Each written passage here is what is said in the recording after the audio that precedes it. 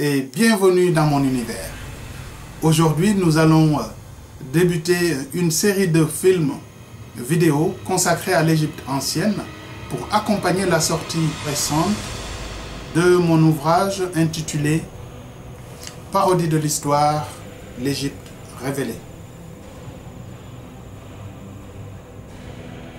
Un petit mot quand même avant d'entrer dans le vif du sujet. L'ouvrage est abordé sous la forme d'une parodie linguistique de l'histoire de l'Égypte ancienne en utilisant une méthode très intéressante consistant à décomposer les mots égyptiens en termes premiers, simples, pour leur donner leur véritable signification en s'appuyant sur les langues de l'Afrique de l'Ouest et particulièrement des peuples Sérère, Wolof, Peul ou Bambara. Nous allons commencer cette série de vidéos par le plus jeune du panthéon des dieux égyptiens, je veux nommer le dieu Horus.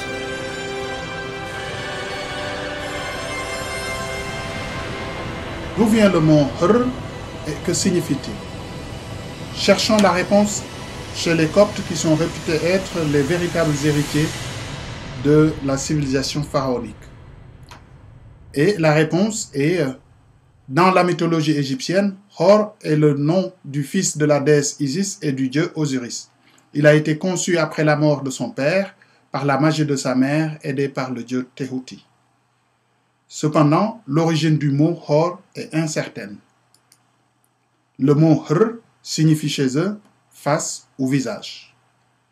Cherchons maintenant la réponse ailleurs chez les historiens comme M. Lawrence Austin Waddell, qui nous dit dans son livre intitulé Makers of Civilization in Race and History.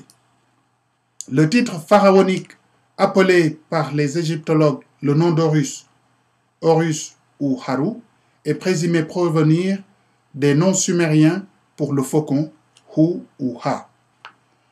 Allons plus loin et recueillons la réponse de M. Jean-Pierre Cortegiani dans son livre intitulé L'Égypte ancienne et ses dieux. En fait, c'est un dictionnaire illustré.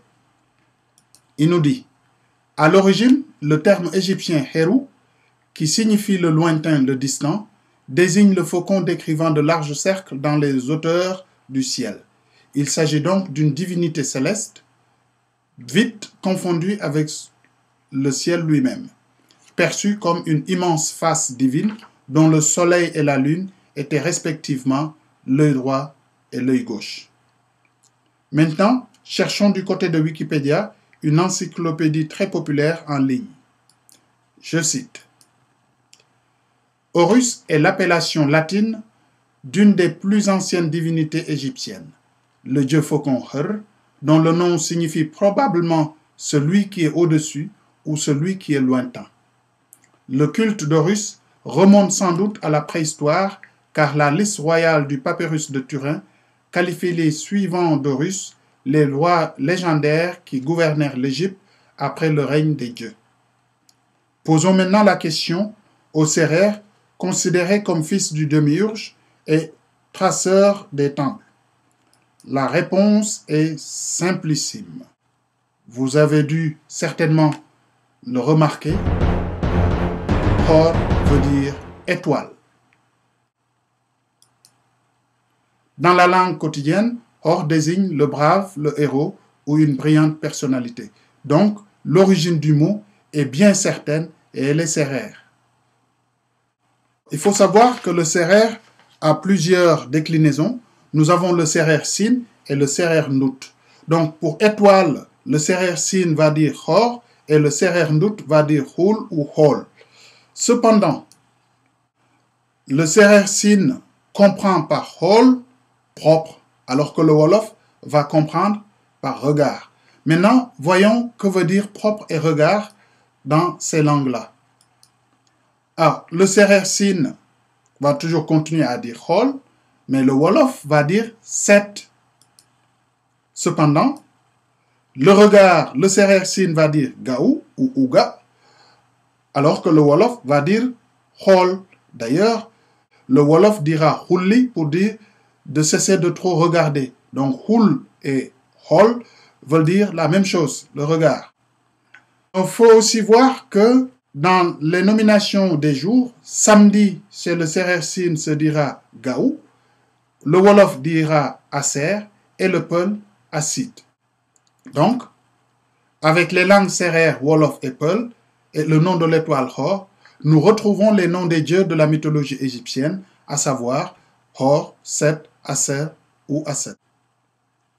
Alors, il y a des mots qui sont très proches et qui vont confirmer qu'on a bien traduit le mot Hor.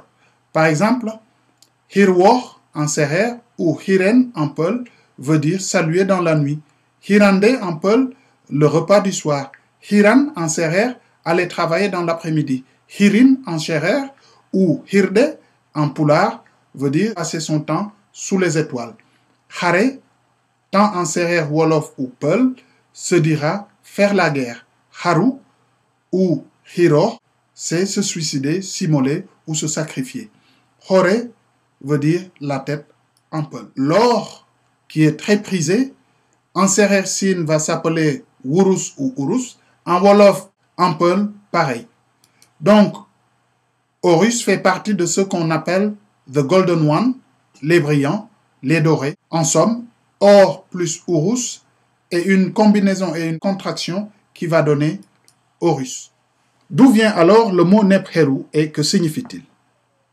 En Serer, Nebon, en Peul, Neban ou en Wolof, Diou signifie le corps gras. En Serer, Neb, en Peul, Nebou ou en Wolof, Nin veut dire oin. Et nous retrouvons tout de suite le titre de noblesse Nin de la Sumérie ou le titre de noblesse Nebou en Égypte qui veulent tous dire la même chose, oin. Nebhor, Nebheru ou Hor Nebou veut tout simplement dire Horus oin. Donc c'est l'Horus sacralisé, l'Horus divinisé.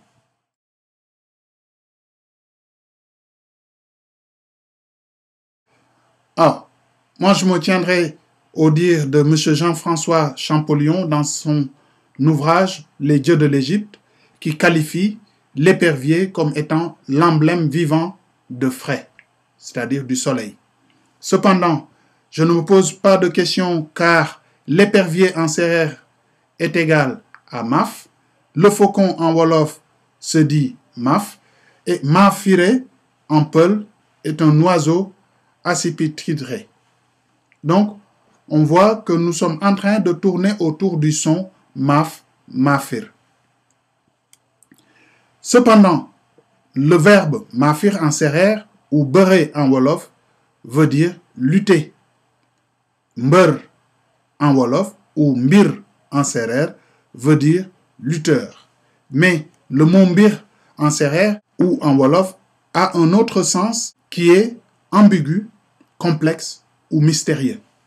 Donc le son maf en Serer est le verbe vaincre.